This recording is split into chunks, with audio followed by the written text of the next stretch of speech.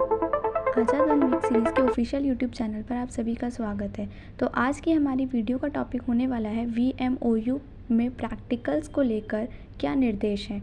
आप सभी स्टूडेंट्स के बहुत सारे क्वेश्चंस रहते हैं कि सर मैम VMOU प्रैक्टिकल्स क्या होते हैं, इसका आयोजन कहाँ होता है, ये कितने दिन के होते हैं, क्या इसमें जाना ज़रूरी है, कितने दिन की उपस्थिति हम इसमें करवाएं।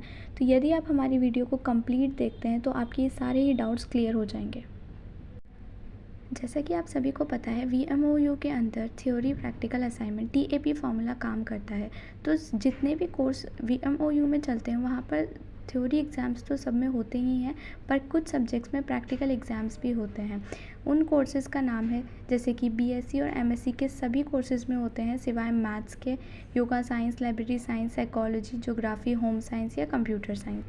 आगे बढ़ते हैं। अब हम जानते हैं कि प्रैक्टिकल एग्ज़ाम क्या होता है। VMOU में प्रैक्टिकल एग्ज़ाम एक व्यवहारिक परीक्षण होता है जिसमें छात्रों को अपने कौशल और ज्ञान का प्रदर्शन करना होता है। अब हम जानते हैं कि प्रैक्टिकल एग्ज़ाम क्यों ज़रूरी है। प्रैक्टिकल एग्ज़ाम में पास होना उतना ही ज़रूरी है जितना कि थ्योरी एग्ज़ाम में पास होना ज़रूरी है।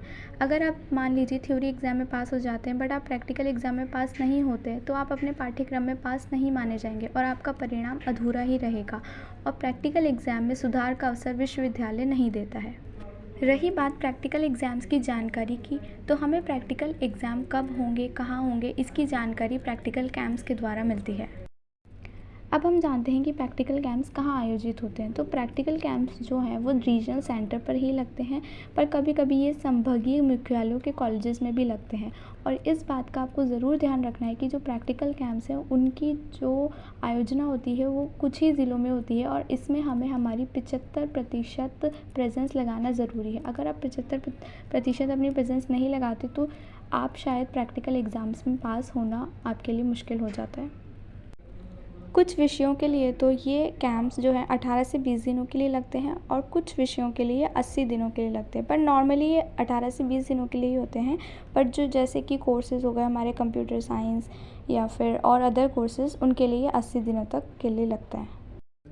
इन प्रैक्टिकल कैंप्स का जो उद्देश्य होता है वो ये होता है कि इसमें स्टूडेंट्स को उस सब्जेक्ट के रिलेटेड नॉलेज दी जाती है, उनको पढ़ाया जाता है और कब एग्ज़ाम होंगे, एग्ज़ाम किस तरह के होंगे, एग्ज़ाम का क्या पैटर्न रहेगा, प्रैक्टिकल फाइल्स कैसे बनानी है, वाइवा किस तरह से देना है, उन सब की जानकारी भी उन्हें इन्हीं कैंप्स में मिलती है।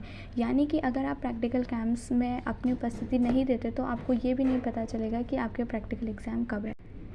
कैंप अवधि के दौरान रुकने और खाने पीने की और आने जाने की व्यवस्था आपको स्वयं ही करनी होती है।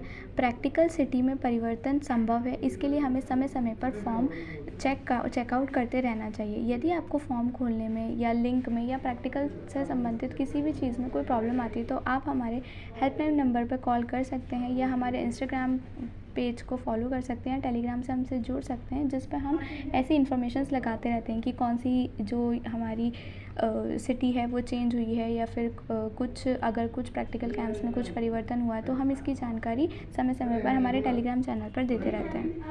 तो चलिए अब जानते हैं कि जब हम प्रैक्टिकल कैंप जाएँ तो वहाँ क्या लेकर जाएँ। कैंप में फर्स्ट डे आपको अपनी प्रैक्टिकल बुक या कॉपी और पेन इत्यादि लेके जाना होता है। इसके अलावा जो फाइल रिलेटेड जो इन्फॉर्मेशन है और बाकी जो चीज़ें हैं वो आपको इसकी जानकारी जब आप पहले दिन कैंप में चले जाएंगे आपको वहाँ पर अध्यापक दे देंगे। जैसा कि आप सभी को पता है कि कैंप में उपस्थिति बहुत ज़्यादा ज़रूरी है और 75% जो उपस्थिति है वो तो आपको देनी ही देनी होती है। तो यानी कि इसको आप ऐसे समझें जैसे 20 दिन का अगर कैंप लग रहा है तो आपको 15 दिन तो जाना ही जाना पड़ेगा। लेकिन यदि आपका कैंप छूट जाए तो आप क्या कर सकते हैं, आप या तो अपना मेडिकल प्रस्तुत करके कैंप में उपस्थिति से छूट पा सकते हैं या फिर डिफ़ॉल्टर फॉर्म भरकर अगली बार आप कैंप में शामिल हो सकते हैं। वीडियो के अगले चरण की ओर बढ़ते हैं और जानते हैं कि हम हमारे प्रैक्टिकल कैंप्स कहाँ लग रहे हैं, किस स्टूडेंट का प्रैक्टिकल कैंप कौन से जगह पर होगा, उसकी जानकारी कैसे लें। तो ये आपको पता होना चाहिए कि आपका रीजनल सेंटर कौन सा है।